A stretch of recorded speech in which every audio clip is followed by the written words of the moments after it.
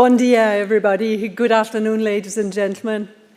It's, of course, not easy to be the digestif after the delicious lunch that we were just treated to, but I'll do my best, and it is very much a pleasure for me to join you here in Lisbon today for this third edition of the book 2.0, because, of course, literature has shaped decisively Portugal, how it understands itself and its place in the world, and in the same way literature and reading have shaped Europe in its rich cultural diversity.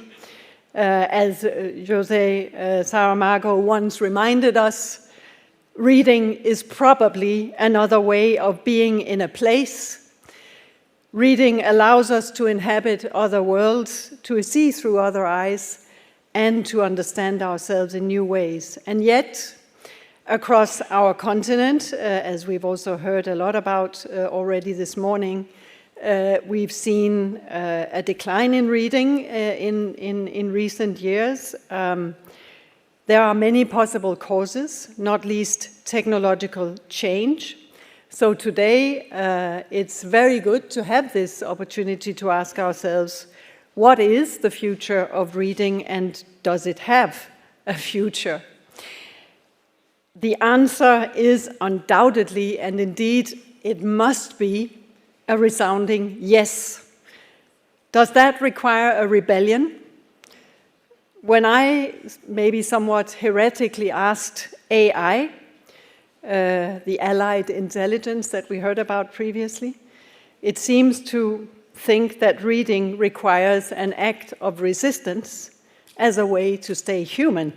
Quite surprising. More seriously, I do agree with what others have already said, that for reading to have a future, and to have a good future, a strong future, it must embrace the paradigm, but also the challenges and, importantly, the opportunities of the digital age. And at the same time, we must protect it and we must promote it.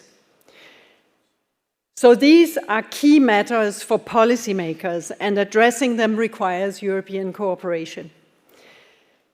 And it also starts, and it very much starts, with education, working hand in hand with young people, also with parents and with teachers, because only together with them we can anchor a culture of reading that lasts and renews itself across generations.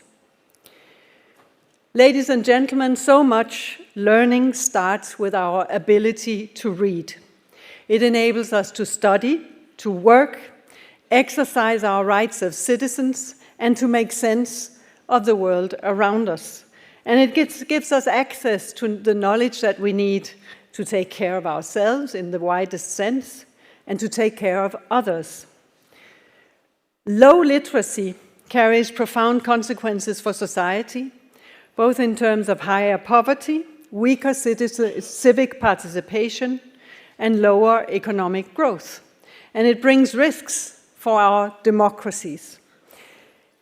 And the impact on the individual level are just as stark, because poor literacy indeed reduces self-esteem, it inhibits ambition, and it can create significant obstacles to basic needs, such as managing our health or managing our finances.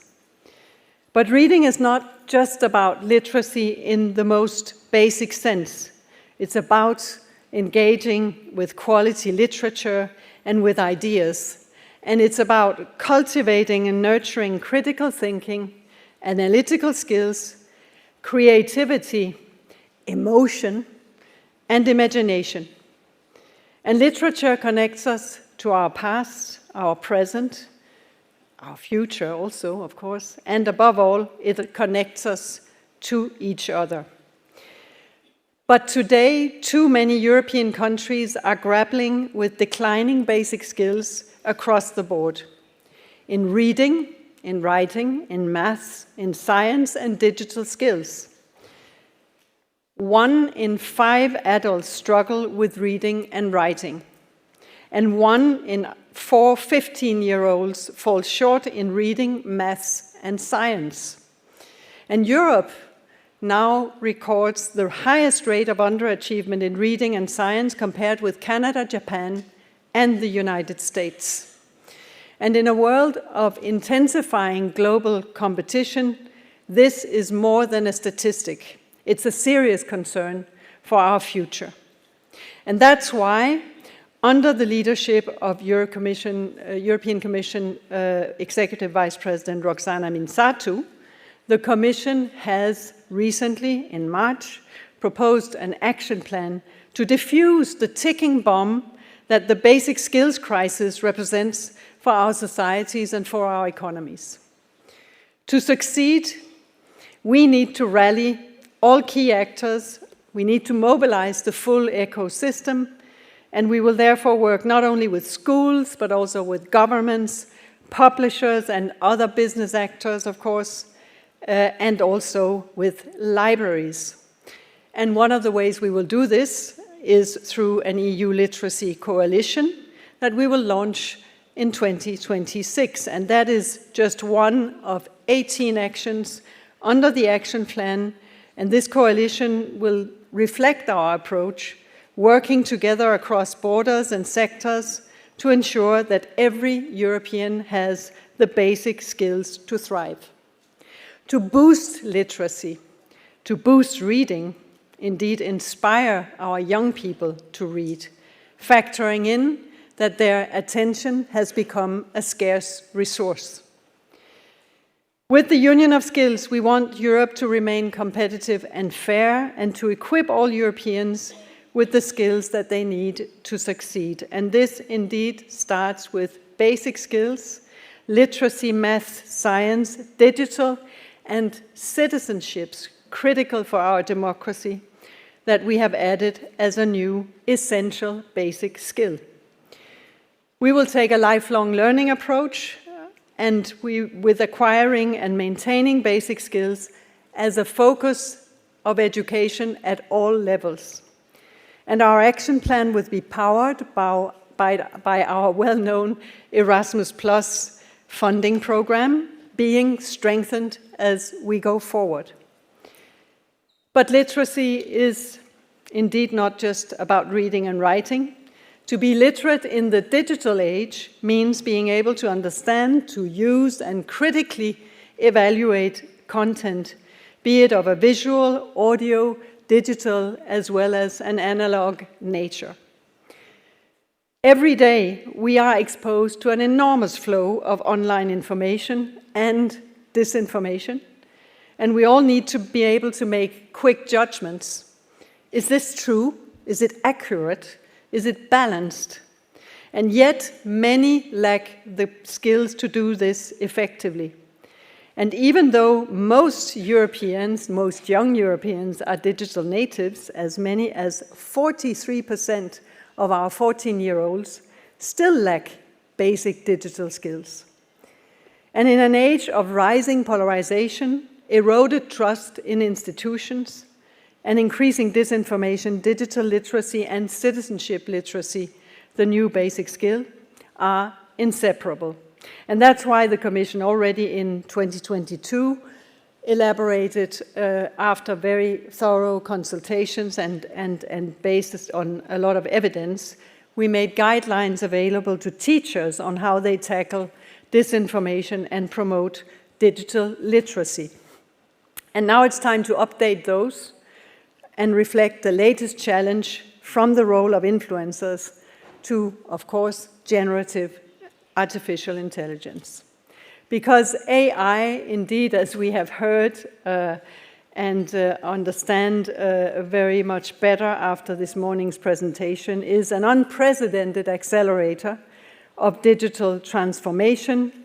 It also accelerates the need for new skills and knowledge to navigate our world. And digital technologies and AI are indeed reshaping how we create, but also how we preserve, how we experience art and culture.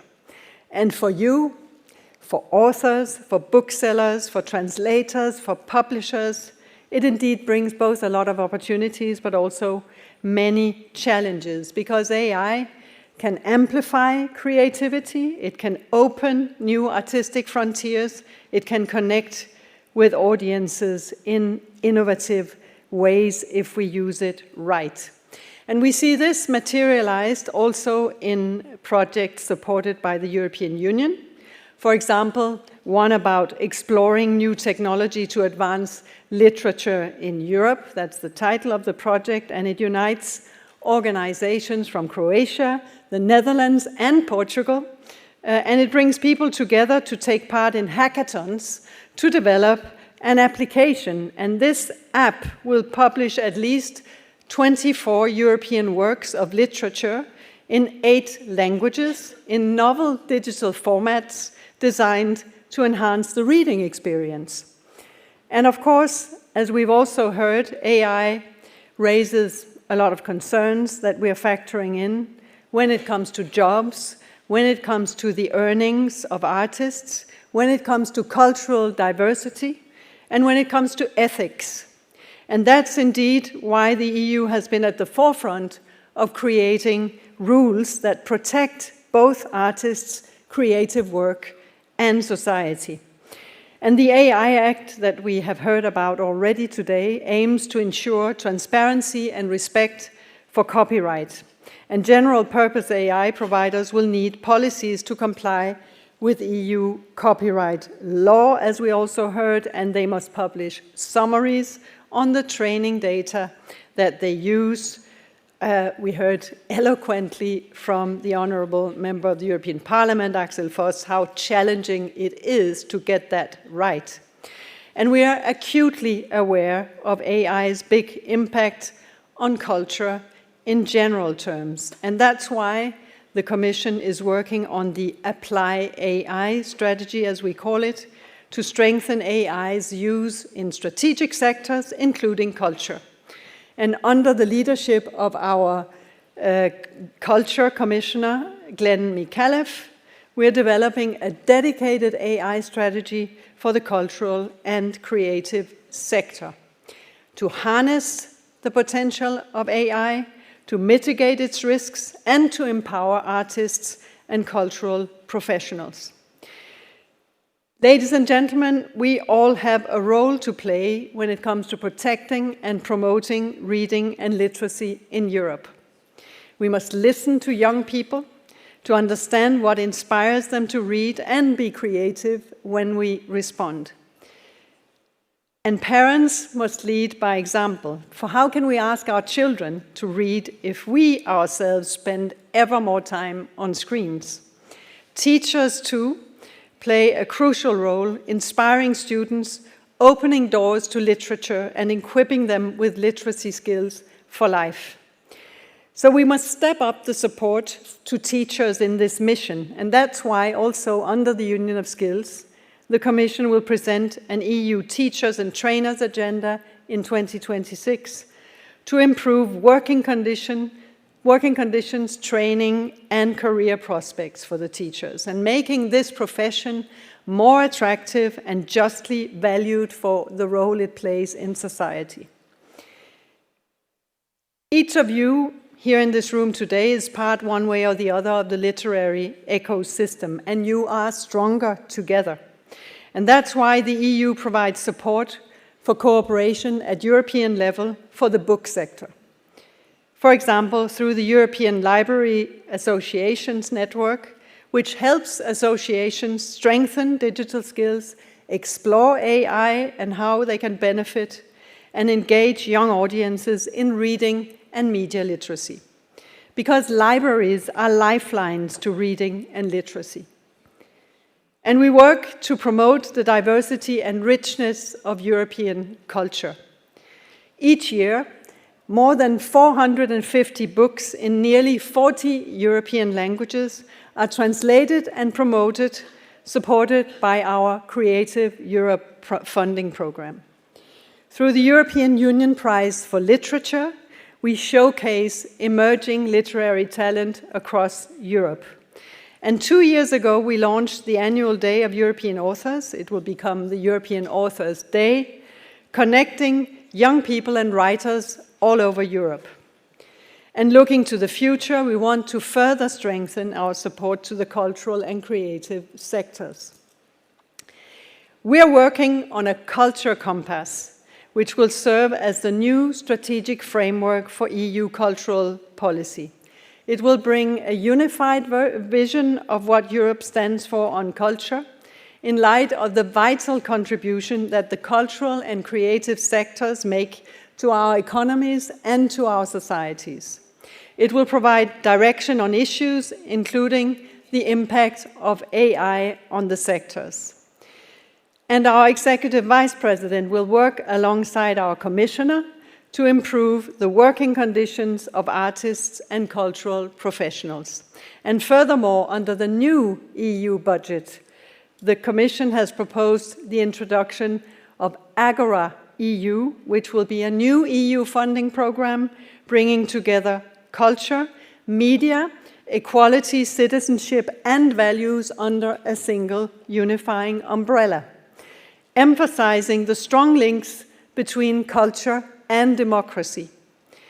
We've proposed to allocate 8.6 billion euro to Agora EU, which is more than double the total budget of its predecessor programs, and there will be 1.8 billion euro, if it goes as we have proposed, foreseen to Creative Europe culture, reinforcing our commitment to democracy, creativity and participation, and yes, standing up for books and reading.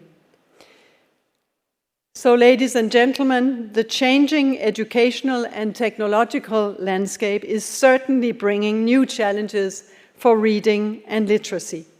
But with these challenges come also opportunities to harness the power of technology to promote our rich cultural and linguistic diversity, to make material more accessible online and reach new audiences, and to allow human creativity to reach new heights. The EU will be stepping up the work to boost Europeans' literacy and appetite for reading and protect the creative industries, ensuring that technology works for us, not the other way around. And we count on your support. So together, let's make reading and books cool again. Obrigada.